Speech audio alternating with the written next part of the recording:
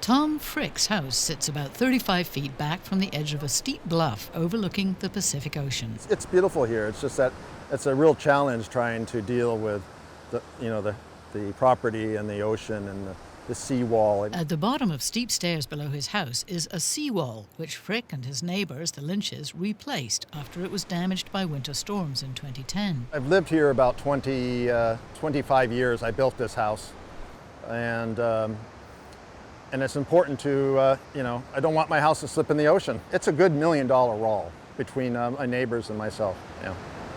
Do you have any idea how long it'll last? It's supposed to last a guaranteed 70-year life, I believe. But when the California Coastal Commission granted Frick the permit to rebuild the seawall, they added an important condition. Attorney John Korn says that's why this case is precedent-setting. For the Lynch and the Frick families, it was one of the first times where they said, well, maybe we do have a duty to approve the seawall because the homes are in danger, but we're only going to have that permit last for 20 years. And 20 years from now, they can come reapply for a new permit. Korn says this effectively devalues the homes because if they were to go on the market, there would be uncertainty of what the California Coastal Commission might do in 20 years. The Pacific Legal Foundation, which litigates to protect private property rights, has taken on the case, and many interested parties have joined it.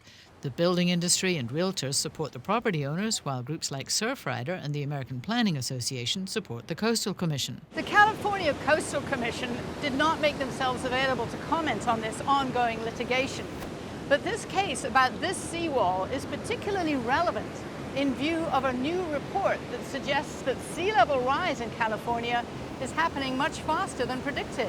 The report, called Rising Seas in California, is by the California Ocean Protection Council in collaboration with the Governor's Office of Planning and Research. Dan Kayen, a climate scientist with the Scripps Institution of Oceanography, contributed to the study. He says sea level has risen a little more than 6 inches over the past half-century, and under one plausible scenario, it could rise up to 3 feet this century. But he says the report contains one extreme scenario where melting ice sheets in Antarctica could lead to much higher numbers. At the very high end, the kind of fringe catastrophic Antarctic ice loss amount, we're now looking at levels that could exceed 8 feet.